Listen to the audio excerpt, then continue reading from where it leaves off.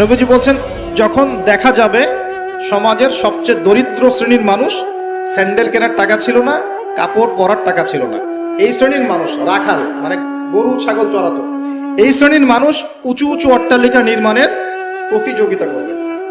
ভালো করে বোঝেন, নবীজি বলছেন না ধনীরা, সমাজের ধনীরা অট্টালিকা নির্মাণের প্রতিযোগিতা করবে, নবীজি এই কথা বলছেন না হাদিসে।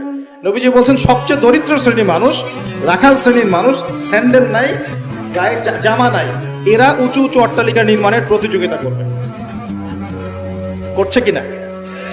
কিভাবে সম্ভব এই শ্রেণীর মানুষের অট্টালিকা নির্মাণ না নির্মাণের কম্পিটিশন করা কিভাবে সম্ভব?